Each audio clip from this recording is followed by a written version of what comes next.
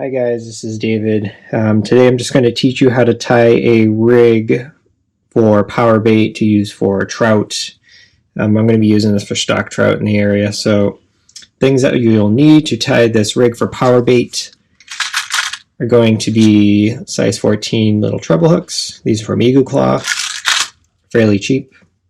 Little egg sinkers. This is a steel one, it's a 1/2 ounce. Snap swivels. I just used a little bit of a bigger one than I normally do just to illustrate to you guys what's needed. There you go. It's a little bitty hook. You can see how big these hooks are.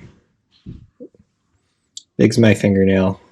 So, alright, so you just get your leader material. You just need about, I don't know, I usually do like 18 inches of leader material. This is only like 8-pound test. So what you want to do is, I'm going to do an improved clinch knot. So this is going to go right through the top right here. Just weave it through. You're going to give it a couple twists. I'll do like 7. And then back through this loop closest to the eye. Push that through with the tag end, and that goes back through the bigger loop. That's to the side. Right here, just hold the tag end and give it a little pull. You can put some saliva, water, whatever you need on there just to help that go down. And that's it. You'll snip that end. I'm not going to do it right now. And then you go farther down. Then at the other end, it's going to make a simple little loop. Just make it go over itself. Again, I'll just show you. Just grab this end. That, pinch it together, make a loop. Once through the loop and twice through the loop. Pull tight.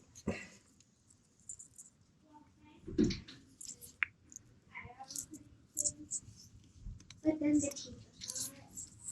so it's tight. There you go. So get the loop. 18 inches of leader material. Size 14 treble. Alright, so that's done. So now I'm going to pretend this new strand of line right here is your main line. So this is about 8-pound test. That should be all you need for rainbow trout and trying to fish for the stocked ones, a smaller rainbow trout. So egg sinker. See here. So all you want to do is pretend this is a main line coming from the rod. Through your egg sinker. And this is your little swivel.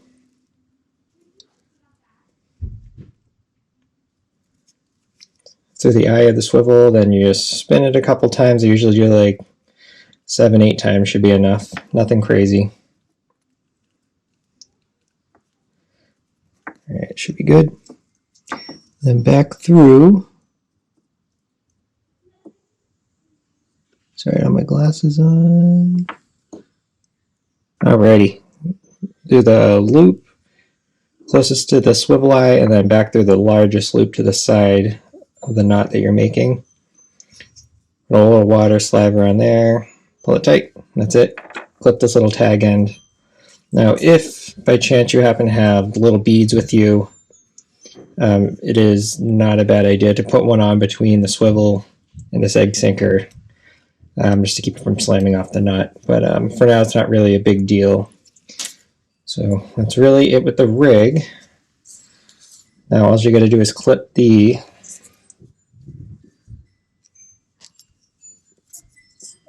loop from the leader material that has the hook on it. Just clip that on there. Make sure you shut it. That's it. That's all you do.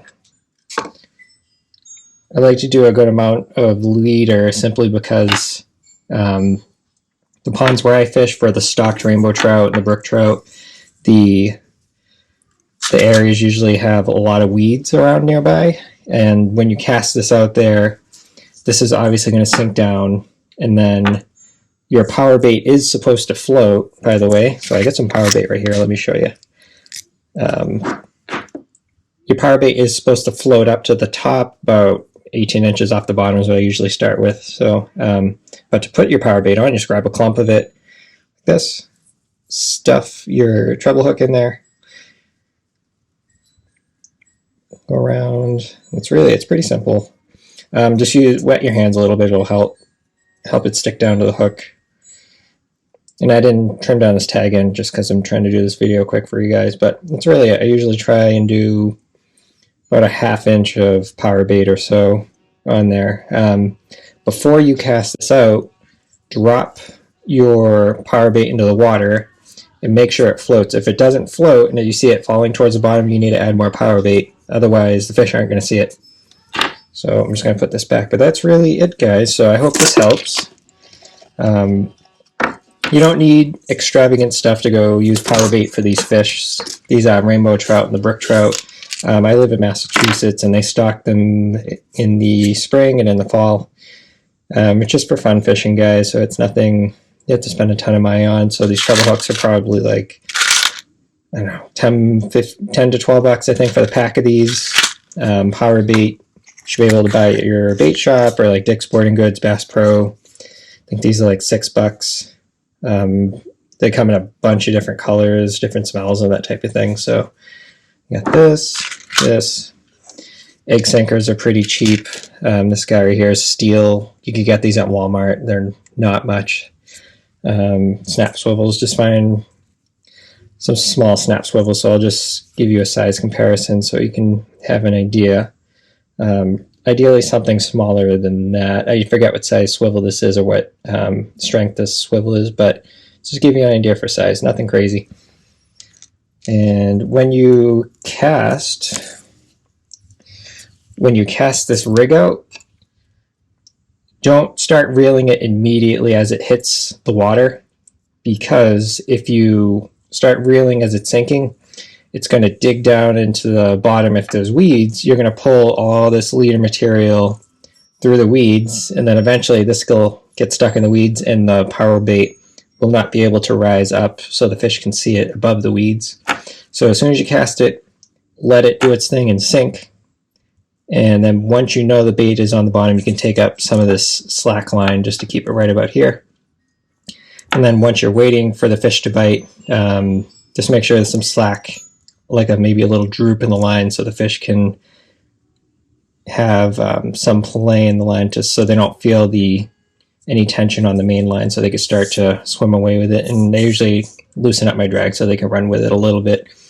And I would tie a couple of these hooks off with the size 14 treble hook, 18 inches or so of the leader, and then a loop. I usually tie off a couple of these little rigs just because rainbow trout tend to gobble these things up and they'll get them stuck in their throat. So most of the time I'm taking like 2 or 3 trout home and I cook them up pretty quickly. But if you plan on trying to save your hooks, try and get to the rod quick, because sometimes a trout will just nibble it, sit there, and that'll be it.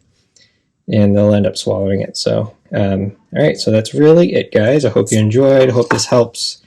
Just keep things simple. They're just trout and nothing too crazy. So, all right, guys, thank you.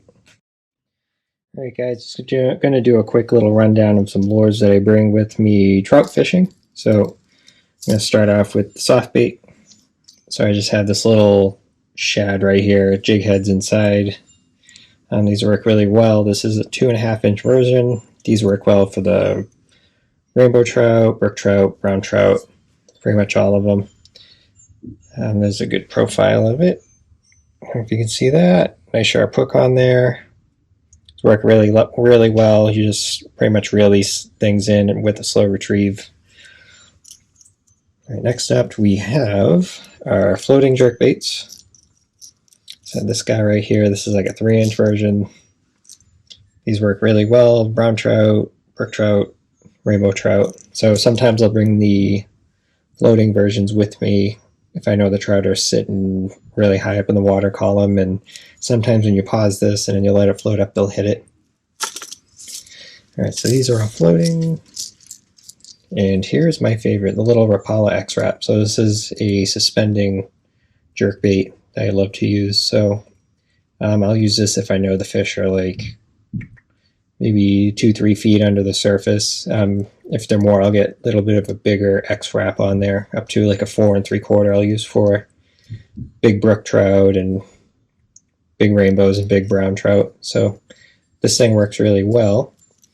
As far as leader material, just use something really as light as you can get away with.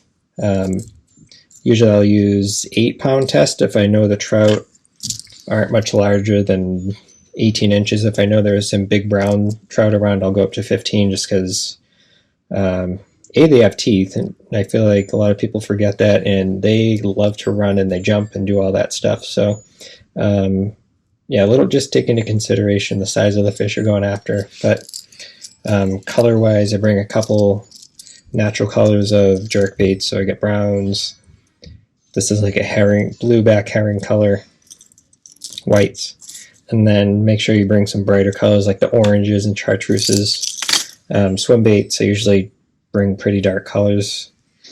Then we have spoons here. This is a Phoebe goldfish. I believe this is like maybe 1/4 ounce.